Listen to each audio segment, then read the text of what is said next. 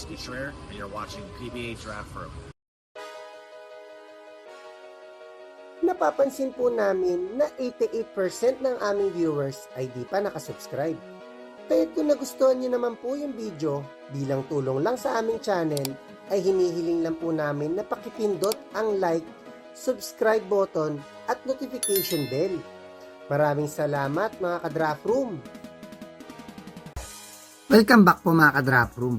Every season, karamihan ng mga rookies na pumapasok ay mga scorers, lalo na sa mga field foreigners. Kaya kada draft din ay madami ang di nakakasign kahit mga nakagawa pa ng pangalan ang mga ito sa amateurs.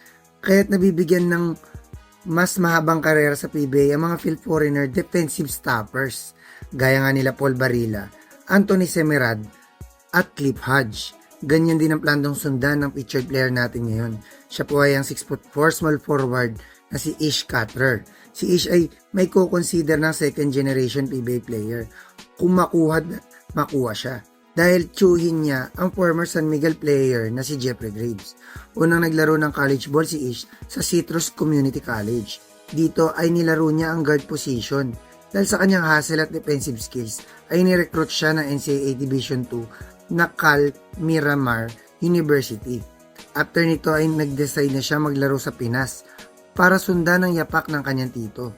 Una siya naglaro sa PSL para sa team ng top tier Lipa Batangas Stallions. Dito ay nagpakita siya ng hustle at depensa laban sa mga veteran ex-PBA players. Naglaro din siya sa iba't ibang major 3x3 leagues gaya ng Team Puso sa FIBA 3x3. Ang laro ni Ish ay may malaking similarities kay Nick Demusis dahil sa kanyang energy at hustle plays. May shades din siya ng pagka-Matt Ganuelas Roser dahil sa kanyang long wingspan at defensive potential. Sinabi na sa amin ni Ish na sure na siyang sasali this draft. Kaya't sa mga teams na naghahanap ng sleeper pick na ibibigay 100% sa depensa every time bigyan ng chance, ay dapat subukan nila itong si Ish sa upcoming draft.